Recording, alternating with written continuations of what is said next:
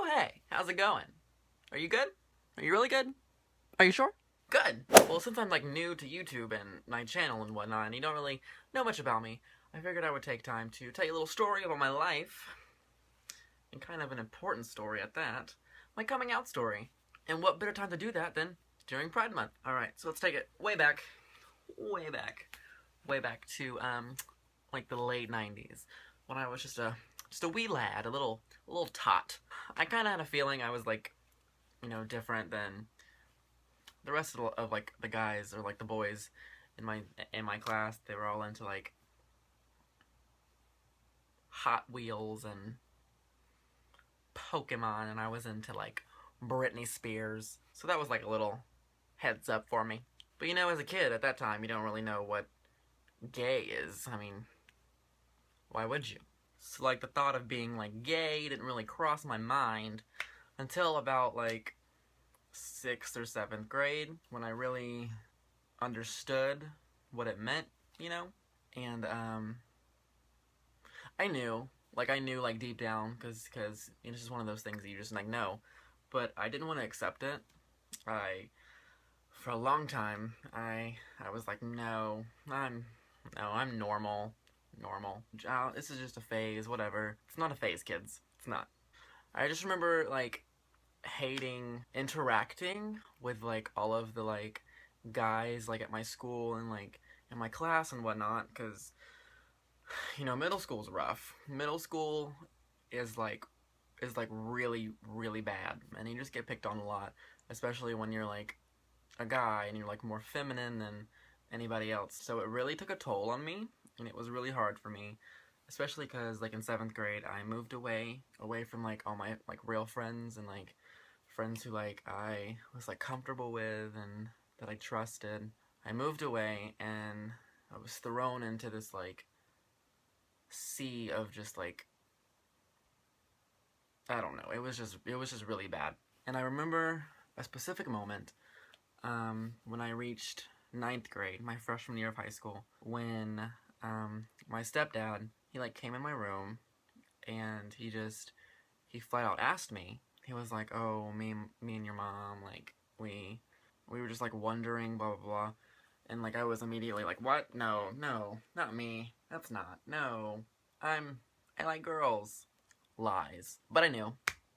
You know, I knew. And so I denied it and all this stuff, and then as soon as he left the room, I immediately bursted into tears, and I was a mess for the rest of the night, and I was, like, depressed for, like, weeks after that, because I was like, shit, they know. And then my sophomore year of high school, I joined the drama club at high school, and I got to really, like, understand more, and I started to, like, accept myself a little bit more, because I got to interact and meet so many wonderful people that made me feel so comfortable and okay with who I was, even though I hadn't told anybody or even told, like, you know, myself, really. I never, like, had that moment where I was like, yeah, this is it, kid. Like, I knew, but, like, I still hadn't accepted it yet. So all through high school until, like, my junior year, I was always asked by people, and I was always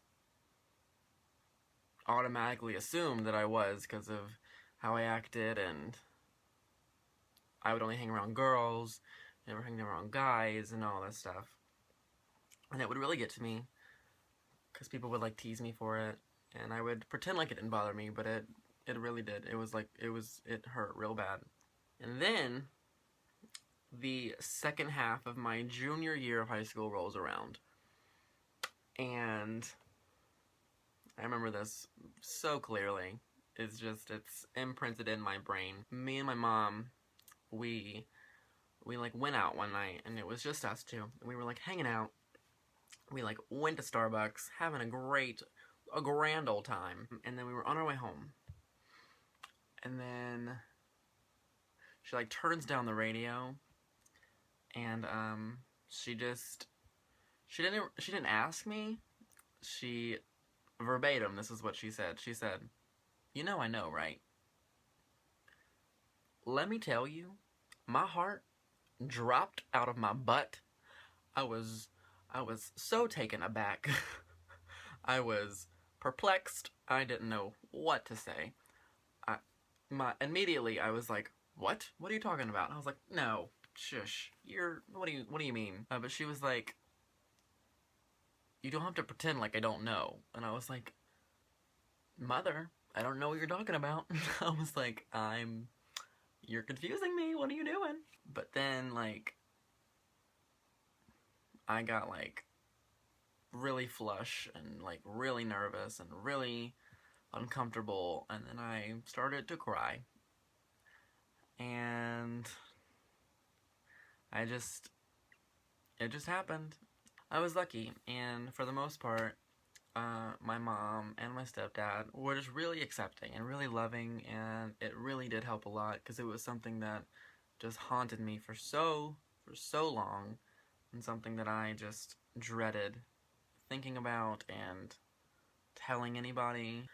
And then from then on, I just thought, oh god, it's gonna be so different. Like, my mom is gonna treat me so differently. I'm gonna not be... It's just not gonna be the same. That's the mindset that I had. It was the complete opposite. The next day, it was like nothing changed. I went about my day, went to school. My mom was the exact same.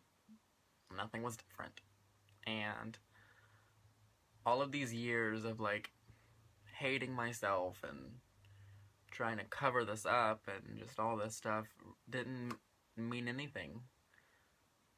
It was all for nothing, because everything was okay. I still didn't tell anybody, like any friends or anything at school. I still, like, I couldn't say it, but I had accepted it, you know? And so all through high school, I still never said anything to anybody, even though my parents knew and my family knew. I never said it to anybody that wasn't, like, my family until I graduated high school and went off on my life. And now I'm so proud of who I am, and I wouldn't change it for anything. And I'm so happy that the world has just accepted it and embraced it.